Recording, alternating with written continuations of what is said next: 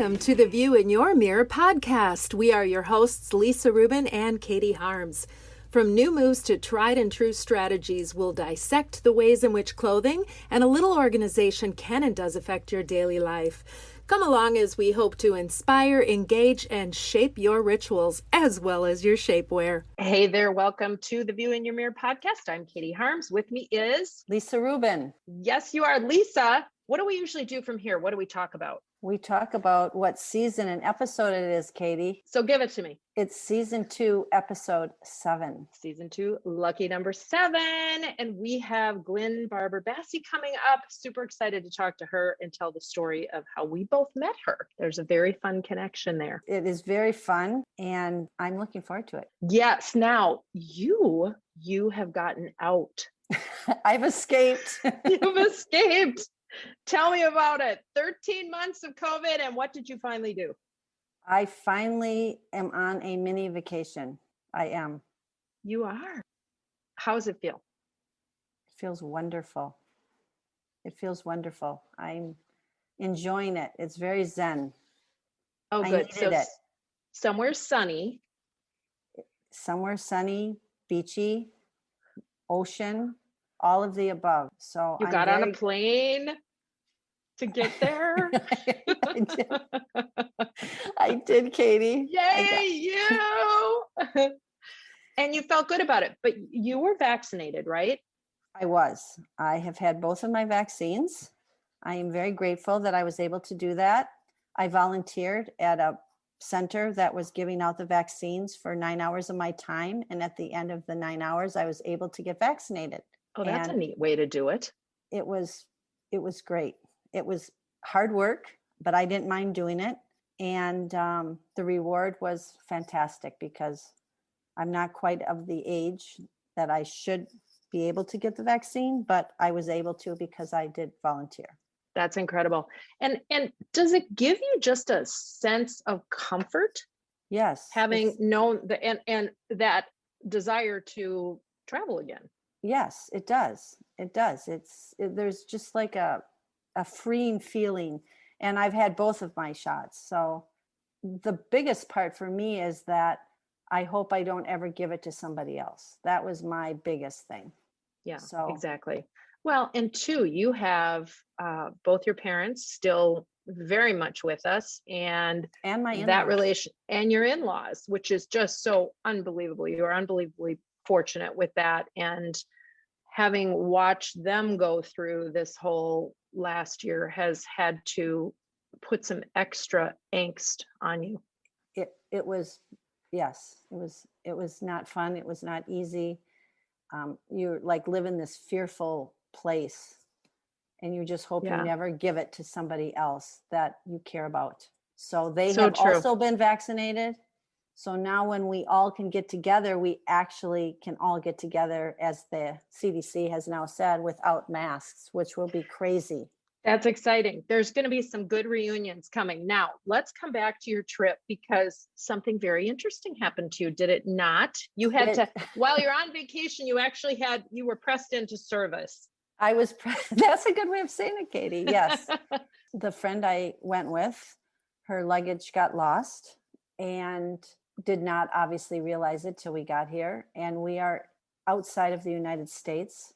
And so going shopping to find the basics is quite difficult. And as she was having a complete panic attack, and she's a good friend of mine, so I don't actually help her with her clothing. I try not to help too many of my friends. And I'm like, no problem. I'll take you. We'll get this done. The principles are the same. You will have clothes to wear for this trip. And she didn't really understand that because I'd never helped her before. So off we went. We had to take someone with us because there was a language barrier. Because there was a language barrier. Yes. Yeah. And in 3 hours, we were able to get her exactly what she needed for the time that we were here. Probably not everything that she would have picked out personally, but as it turns out, as she's been wearing it, that she might actually like some of the things I got her. Surprise. I did tell you that story because I realized that when I'm doing my thing for people, I keep the goals and the principles the same. It's just the people are different, right? And we were in and out of 12 stores in an hour. That's incredible. Well, you have this way, I've done it with you. You have this way to almost scan.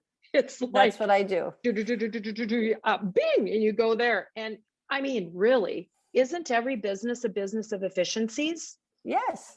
And To be more efficient in everything you do helps you achieve greater success. very true. And the funniest part, and this happens when I was in person shopping with clients, this happened every time. But here I'm with a good friend, and we've been doing it now for like an hour and a half, and we found some things at a store, and she hands me all the clothes as she's ready to check out.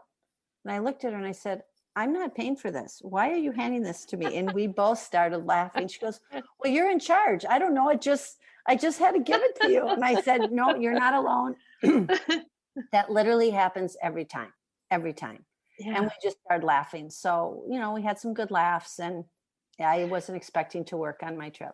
I think what's interesting too is, having worked with you, there is a certain sense of when you fold yourself into the process of working with you, there's almost like a sense of relaxation or comfort that comes with it, because you realize that there is a whole theory behind this. There is a whole process that you have honed and done your entire career.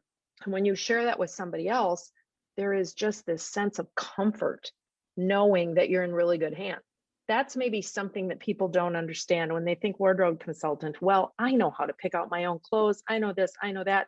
We all think we do until you go through the process. It's no different than thinking you know how to hang your clothes in a closet. I have a very dear friend in California who is a neurosurgeon, and he researched closet parts for his daughter's home.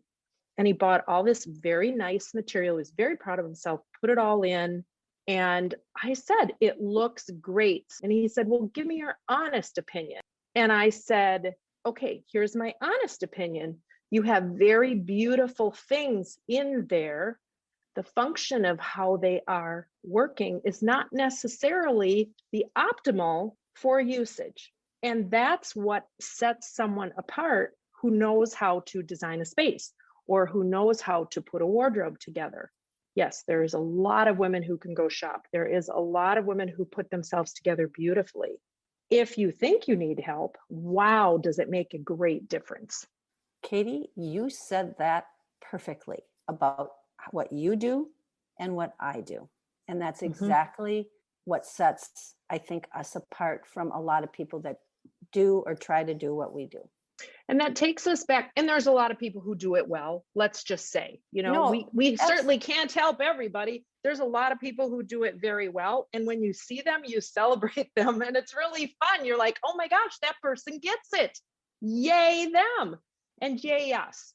Because I think in our careers, we know from years of working with people, there's always enough to go around. That's true. Yes. So. And I've been doing this a really long time, and so have you. So along the way, we have both met some people that do it really, really well, and we stay connected with them. Yeah, that's true. I've formed some great friendships and relationships with people all over the country, actually, that do what I do. So yeah, I like to call them friendly competitors. That's a good word. Yeah. In some cases, right? I never thought of them as a competitor, because there's so many women that can benefit from both of our services that, like you said, we can't help everybody. And so it's nice to be able to know somebody else that does what we both do. Right. And, there are often times that I have been asked, well, what do you think about this company? Or what do you think about that company? Particularly in the Twin Cities market, there are several people doing what I do. Maybe not to the extent that I do it, where I'm looking at the whole process. I'm a little bit of a hybrid from a space planning standpoint. It's not just closets. It's really looking at your plan. It's looking at how your entire home functions. And optimally, we get on that at the point of working with an architect when you're still in plan phases, because that's when it's easiest to make the changes and to talk about them. So when you get into the build, or when you get into the remodel, there isn't a lot of, oops, I forgot that, or, oh gosh, why didn't I think about that? I handle that part of it. But back to when people say, they have me to do their master bedroom closet. well, I got a quote from this person, that person, that person. There's a lot of really good products out there in the Twin Cities market, and there's a lot of really good designers. And what I will tell people most of the time is, if you feel comfortable with the design and it fits everything you need, then go with that person. It's really important. If you want me to look over something that someone did for you, I'd be happy to do that.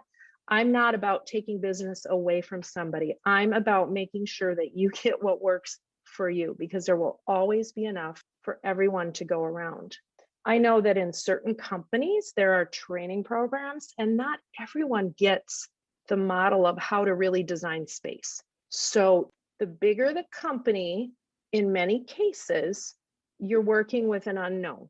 The people that have been doing it the longest, the people that have been in the business truly designing spaces, generally have a better sense of what works over time. It's not about selling additional product or seeing how much you can throw into that space. It's about how is it going to work the best for your personal needs.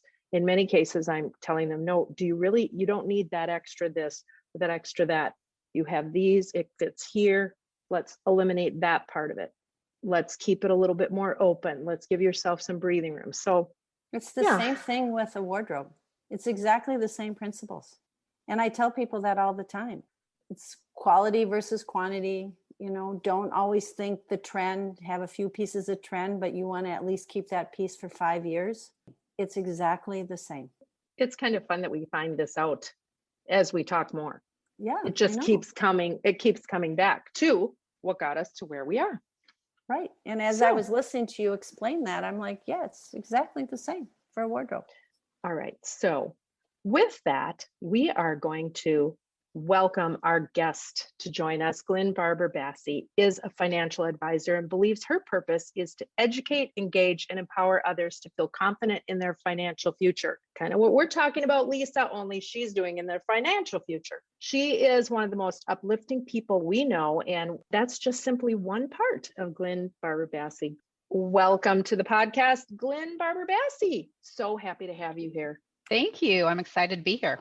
And I'm very excited to have you on our podcast. I was looking forward to it. So Glynne, we found out in a really fun way that we all know each other. Lisa, how did you meet Glynne? Let me back up a little bit. So when COVID hit and the world changed on March 13th, about 2 weeks into it, I had so many clients texting, calling, emailing me, freaking out how they're going to run their business by a computer on Zoom. They had no idea what to do. And being that, I'm really a therapist for my clients / wardrobe consultant, I'm like, oh my God, I need to write my first blog post on LinkedIn. So I am not a writer. I totally freaked out. It took me 3 days to write the 7 simple suggestions to working from home / WTF, right? Which became our first real podcast. Exactly. Well, that's why anyway, that's a different story. It is a different story, but it's notable. I emailed you because you're such a wonderful writer. And I said, Katie, look this over. Tell me what you think. Well, you didn't get back to me right away. And I don't have a lot of patience for that. So I posted it. And it was wonderful. I don't think I would have changed anything. Maybe one word. Okay, good. That's good to know.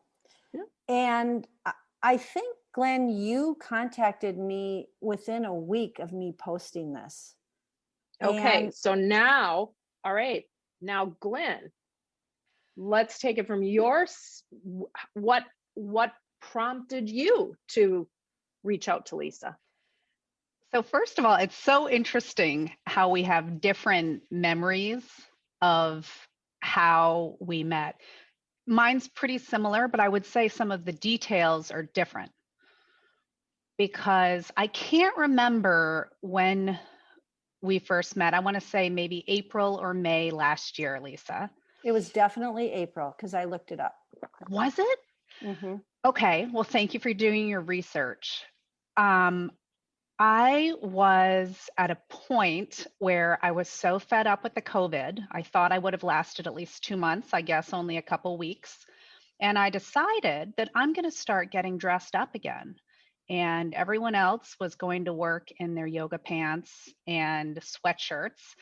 and I had on heels, collared shirts, and my dresses. And I felt like $1,000,000. And it was the same day that I started getting dressed up again as when I saw an email from, I think it was like National Women Business Owners of Minnesota or something, NABO. NABO. And you had a featured article in there. It was a Friday afternoon. And I thought, hey, what are the chances of the first day I'm getting dressed up and then I get this email? And then I called you. And I was very skeptical because I never have spent money like that to have someone come into my space. And I wanted to understand how it works. So I think we chatted for about 30 minutes. I basically fell in love with you right then. I felt like I was talking to someone from New York. And that Monday, New York? Really?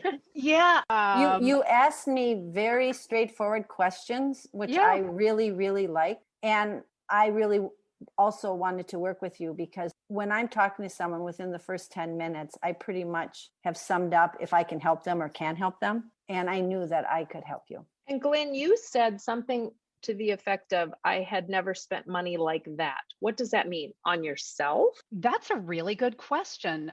To me, it means on myself on a service that I couldn't really articulate the benefit of. Did it feel frivolous? It did. Yeah. But as an end result, do you think it was frivolous? No, absolutely not. So take me through the process. What did Lisa do for you? Well, she was not available to meet me on Sunday. So we met that following Monday morning, I think at 7 a.m., maybe via Zoom. And she said, don't put on any makeup, no clothes, just wear your robe, and we'll go from there. So we FaceTimed and did a little bit of small talk. And then I showed her into my closet. And I felt so vulnerable because here's a woman, I've never seen her face before. I did not do any additional research other than our conversation the Friday before. And I'm inviting her into my closet and trying on clothes in front of her and sharing intimate things about myself that I wouldn't normally share with a stranger. And Glynne, let's talk about, because I so vividly remember, what did I find in your closet that you didn't even know you had? Ooh, I feel like that's a trick question. I don't No, remember. it's not a trick question. It was that skirt in the corner, the multicolored skirt in the corner. Yes. With the white blouse. And I told you to go put those on together. Yes. And you said, how did you see that in my closet? I said, because I can see everything in your closet right now. And I think that was probably one of those moments that you realized, okay, I got to really pay attention now. Do you agree or disagree? I would agree. What I remember is you said, try on your favorite pair of jeans. Okay. And then you commented how they looked on me and what I liked about them. And then try on your favorite work suit. You saw my style. You had me try on a couple other things. And then you had me go through all of my pants, all of my shirts, all of my dresses. And you asked very specific questions for certain pieces. And every piece that you said, what do you wear that with? I was like, I haven't worn that in a couple years because I really don't know. So you really did pick out those items. Yeah, I had a lot of fun with you. It was very fun. When you walk into your closet in the morning, are you organized in a different way? There was a precursor to this event because I previously did try to do this work with some friends, probably like 2 months before non-COVID. I had 3 women come over. They're small business owners in town. And I made laminated signs, and the sign said, frumpy, no way, get rid of it. And there was one that said, maybe keep. And there was another that said, va, va, va, boom, definitely keep. So my friends, I tried on everything in my closet, and my friends would sit there holding up the signs. I did not know this story. Yeah, this was, you were in my closet for less than 2 hours. My girlfriends were over there, no wine. We were there for like 4 hours. It was ridiculous. We got sidetracked down memory lane. I did clean out 2 or 3 garbage bags of clothes before I let Lisa in. But before Lisa came in, I still didn't feel any different. despite having been through that whole purge with my girlfriends. In that throwing out those garbage bags of clothing, assuming you brought them to Goodwill or donated something, what can you tell me 3 things that were in those bags? Yes, my patent leather Danska clogs that I had since college, you guys. I mean, the girls Thank would God not I let didn't see me those.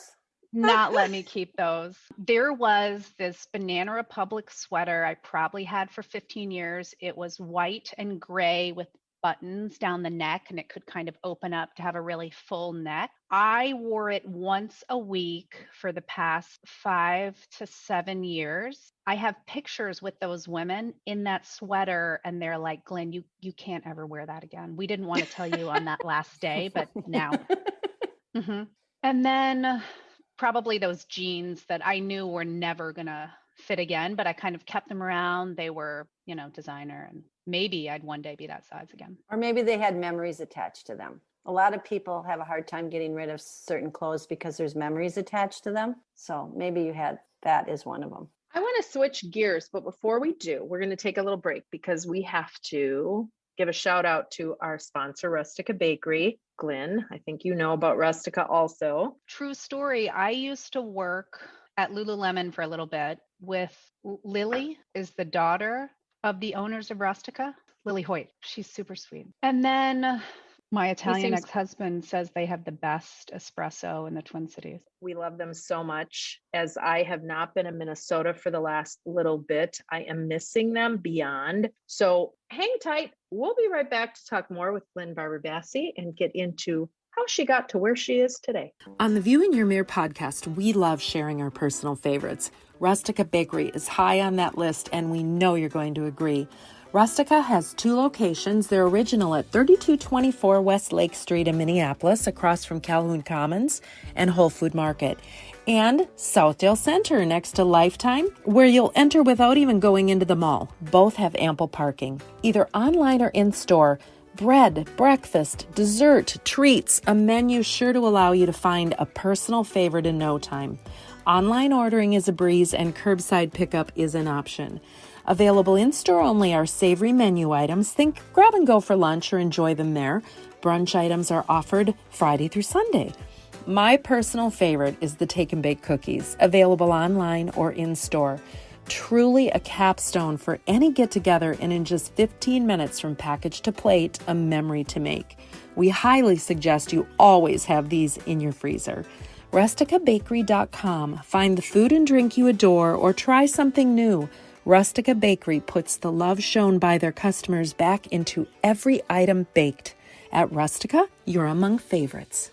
And we are back with Glynne Barber Bassi and Lisa Rubin. I'm Katie Harms. We are the View in Your Mirror podcast, and we are talking about wardrobes and makeovers and how Glynne and Lisa met. And now we're going to just quickly touch on how we all realized we knew each other. Because I had met Glynne, I had met you through some other friends at a girls' get-together for wine, and instantaneously loved you. Truly instantaneously loved you. So you were just open and fun and just exuded positivity, which I love. About a year and a half ago, I had started a wine Wednesdays for women. And I just sent out invitations to a bunch of women that I knew and said, hey, come over at 5:00 on Wednesday and let's just share a glass of wine. Bring something if you want to share it. Bring a bottle of wine if you want to share it. Let's just see where this goes. And we had a couple in. Glynne, I think you were at the first one. Lisa, you were not, or vice versa. I can't remember. But had you both been there at the same time, you would have met each other. But when Lisa and I were talking about doing this podcast, she talked about her 7 simple suggestions for, what to wear, WTF. And she mentioned this client who had called her out of the blue. I don't know why I had this feeling. I don't know if she even gave me the name. And then Glynne, you mentioned that you had done this consultation with someone and it was really cool. And I think you said Lisa. And so it all came together in this wonderful cosmic connection. And here we are. But I remember, Katie, when you called me, I was in the middle of something. You FaceTime me out of nowhere, which you usually don't FaceTime me. I'm like, Katie, I can't talk. And she's like, no, you have to get on. You have to get on right now. That's And right. of course I did, because you were insistent. And you're like, I have a surprise for you. I go, you have a surprise for me. Okay. And then Glynne came on, or you said her name, or I heard Glenn's voice. I'm like, wait a minute. How do you know her? Yeah. It was crazy. That's right. And it was very shortly after I helped Glynne. Exactly. Yeah. It was within weeks. At the first virtual Wednesday, maybe. Did you have virtual Wednesdays when the COVID? We then did yes, we did do virtual Wednesdays for a while when COVID started. And then it just became very difficult because I think people were so virtualed out for a while that thinking about sharing a glass of wine on a Wednesday just didn't fit. So we tabled it for a while. Hopefully it'll come back. It was a lot of fun. I hope the in-persons come back. Yeah, they will. I would love to bring them back. Okay, we're gonna really pivot now. That word that's really gotten in there with COVID. And Glynne, you have a very compelling story, and you live every day, basically, I feel like, wanting to educate. And all of us have a different path for how we got to where we are.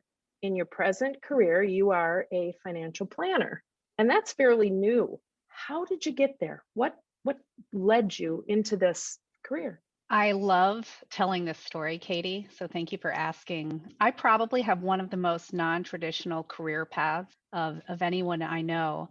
And I spent 18 years in corporate America. I was in finance. I did some product management. I worked overseas for 6 years, always for big Fortune 500 companies. And while I liked a lot of the experiences I had and the companies that I worked for and the teams that I worked with and led, there was part of me that wasn't fulfilled. I didn't feel like I was living up to what I could be doing and what I ultimately would want to be doing in the next 10 years. And in 2015, I lost my job at Target. They closed the Target Canada project.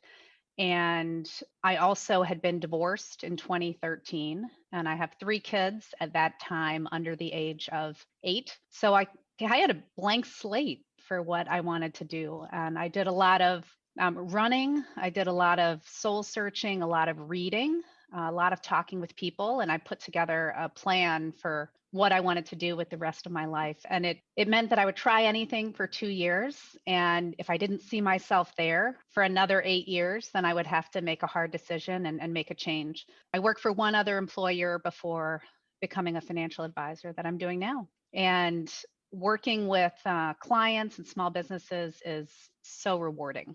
And you talked about your going through your divorce. I think that's one of the things that drive you, again, back to that educational piece of it, so that others don't find themselves where you are. Talk a little bit about that. Well, divorce is something that no one ever finds themselves really planning for. It's the reality is, I think it happens to a lot of people, whether it's your mom, your sister, your daughter, a friend from college. And a lot of us aren't prepared for it. I definitely was not prepared. I remember, I don't know if I told you guys this, but my attorney, whom I love now, Jane Binder, she actually tried to fire me in 2013. It was the only person that has ever tried to fire me.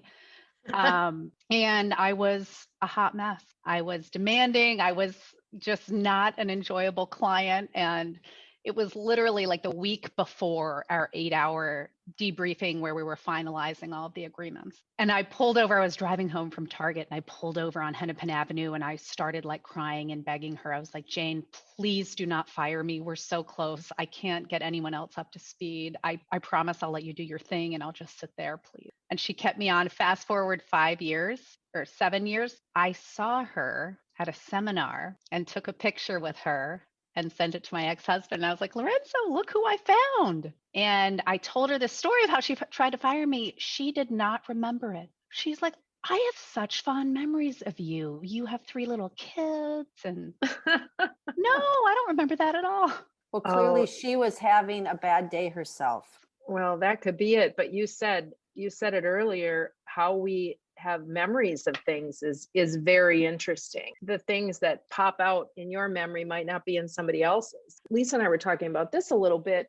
We each find that we have principles of how we do our work. They're different clients, they're different homes, they're different situations, they're different companies that people work for, but that our principles of wardrobe consulting or our principles of space planning work within the same. Has to be the same within your investment strategy, does it not? Yeah, I think the most important thing is the relationship with the client, probably like in your businesses. Unless you can feel 100% comfortable sharing your deepest, darkest vulnerabilities, the service provider can't do their best work. And when I was going through this divorce, I was not present. I didn't have a lot of good friends that I could rely on and ask questions about. I thought that there were things that I would never be able to comprehend because I didn't have the training. Now, where I am and my life experiences and career changes, everything is understandable. It's a matter of asking the right questions and not settling for something that you don't understand. So if you keep asking someone something and you can't understand, or you think you're not qualified or smart enough, I would say maybe try asking a different way or try asking a different person. And that was one of the biggest lessons, I guess, that I've learned over the last 8 years since my divorce is there are plenty of people that have gone ahead of you, whether it's divorce or whether it's finding a wardrobe consultant or whether it's finding a financial advisor, whatever the case may be. Ask friends to help explain and guide you, and make sure you find someone you can be comfortable with. And you can And trust. Yes. I think trust is a big one. Yes. I mean, if I didn't trust you, Lisa, I wouldn't have let you into my closet and listen to your recommendation. You really didn't know me. So It's the way I presented myself to you. Yeah. That you realized that you could trust me. And that probably the same for you, and how you handle with your clients is they know that they can trust you. I think there are people that have this like sixth sense to know within the first 10 minutes if it's someone that you can see yourself being friends with, associated with for decades to come. And that was the impression that I had with both of you guys. Katie, I don't know if you remember when we were at there was a gala at Calhoun Beach Club. And I am not a sports person. And I went with Laura. Yes, that was Hamid. The wine dinner. Yes. Yes. And I remember there's a picture of me in a gold football helmet. I don't know if you remember this, but you were laughing. I think you took the picture, actually. Okay. Someone had won this. And that was when I met you. And I thought, you know what? I want to be friends with her. She's fun. Yes, you reached out. I do remember that. That was a helmet that PJ Fleck had signed. He had not been at the university a very long time at that point and had changed so many things. One of it was uniforms, and that gold helmet was a very special helmet that the team brought out that first year. And I want to say that helmet that garnered a good amount of money for Gopher Athletics, which is what the wine dinner went to support. So that is how we met. And then I remember you did reach out and said, hey, let's have wine. And we got a group of people together to do that. Anne Marie Rogers, our dear friend, and Laura Hamid. And that was delightful. That started a really wonderful friendship. And as Lisa's talked about before, you get to a point in life where you operate obviously on all the knowledge you have, but there's a gut check. And I think that's what you're talking about, literally with your sixth sense of just how it feels. And does it fill you up? And that's what I've always felt about both of you, is that your whole beings are about engaging and empowering women to be the best that they can be. And obviously you'll work with men as well, but women have a special place in your heart. Glynne, talk to me a little bit. Did Lisa help you find a personal brand? Do you feel like you got further with her than you had ever been on your own? Do you feel like you're still keeping some principles and using them? Is she in your head every day? Well, you're both in my head every day, because I listened to one of your episodes a couple months ago where you mentioned that bras are not supposed to be stored inside of each other. Yeah. So that very day I went on Amazon and bought a bra organizer for my closet. Oh, And Katie will be so happy. I haven't sent you a photo, but every morning I think about both of you because my bras are organized. But are the and straps adjusted, Glynne? Oh, yes. Straps are adjusted. Okay. It's Daily. very important. And yes, the part that Lisa really helped me with, aside from helping me see outfits I didn't see, was she identified like 6 things that I needed to complete my wardrobe. And they were pretty basic things: a belt, a pair of black pants, another like solid color blazer, 2 pencil skirts, a white collared shirt. And she knew my style after spending a couple hours with me that Monday morning. And she sent me some different ideas where I could order them. She asked me my price point, and she really knew, it's funny, what would be a good fit and a bad fit. She has a gift for being able to see someone's body, even if you're not in person, and then knowing what style would look good. That's fantastic. Now, we talked about businesses of efficiency, and very early on, you talked about the fact that you felt it might have been a little frivolous. So looking back on that, was it a good investment to invest in your time with Lisa? Yes, not only for the clothes that I have, but the experience. And when I walk into my closet, I feel so good. Like there's no negative energy. I feel the clothes that I have are very intentional, and it just feels a lot more like calm and serene, if that makes sense. It does. It totally does. Then I did my job, or that I'm doing my job. I'm doing my job. You are It's never doing your over. job. It's never over. How about a lucky piece? Do you have a lucky piece in your wardrobe? Well, I have this little red Louis Vuitton bag that it's a clutch bag, and it's probably my only one. So she goes out a lot if I'm dressed up at night. But I've probably had her for 20 years. I think it was a gift from my boyfriend at the time, and I like it. It just makes me feel sassy and happy. Love that. You have a lot going on in your life. Who's Glynne outside of work? Oh, well, Glynne has been traveling a fair amount recently, which I definitely don't post on social media for fear of the COVID shaming. But I love to travel. I was in Costa Rica 2 weeks ago on a meditation and yoga retreat. I had never done such a thing before, but I highly recommend it and will do it again. I like to explore, whether it's new places in the Midwest. Last summer, I took a RV road trip with my 3 kids and a friend's daughter and a dog to South Dakota. Yeah, I would never recommend that to someone. In hindsight, it may have been a little bit more than I can chew.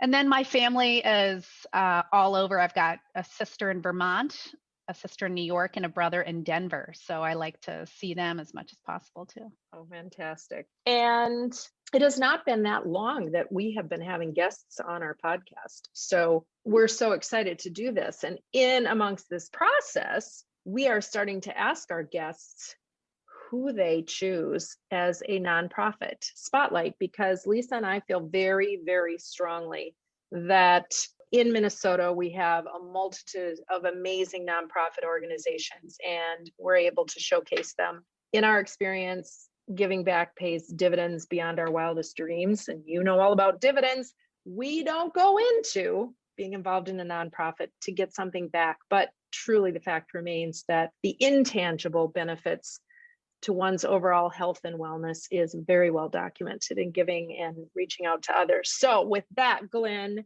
as we wrap up, who have you picked as your nonprofit spotlight? Well, the nonprofit that I would like to spotlight is called Treehouse, and their mission is to end hopelessness among teens. I have a personal story that one of my siblings battled with depression pretty severely 30 or almost 40 years ago. It's very important for me to find ways to help teens, and there are many different places in the Twin Cities where you can volunteer. They need mentors to help with college applications and navigating high school. And it's just a great, very well-run organization. www.treehousehope.org is that site.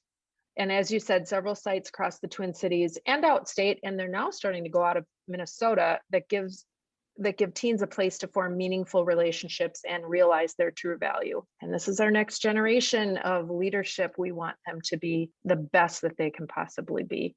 And we want them to come up and have an incredible view in their mirror, just as we do in ours. So Glynne, with that, thank you so much for being on with us. You mentioned once that you'd been told you really could do radio because you have a great voice. I have to say, I agree. I think you could do podcasts. I mean, you're like a pro, you're a natural. Oh, Katie, thank you so much for saying that. I am so excited that this is the first podcast I have ever been on. And it was on my goals and objectives for this year. So boom, I get to check it off already in Q1. There you go. Well, okay, so you're going to have to reset some additional goals. I will do that. So maybe you're going to have another new career. Who knows? But, beyond announcing the swimming meets that you do. I love that you say that because I've gotten together with some friends for the past 3 or 4 months, and we've been doing Masterclass Mondays, where we select a different masterclass episode to watch, and then we talk about it. And we watched yesterday Nancy Cartwright, who is, if you haven't heard of her, the voice of many of your favorite animated characters, 2 of whom are very near and dear to my son's heart, The Simpsons. Art and Marge, maybe? But she's fascinating. And it was all about how to change your voice and change your pitch and change your character. So maybe we'll see. Well, I feel like I need to come in with an accent or something. No. Glynne, listen, what a gift that you've just given all of us. Thank you so much for being with us. And we look forward to continuing to watch you shine in the view in your mirror. Oh, thank you so much, guys, for having me. I just love her. She's great. She's great. And she's got this calming effect. She really does. She really does. I love how she approaches life. And it's just fun to see another experience, particularly through COVID, that someone looking for how they can change and do things better and live their best life. So fun to have her on.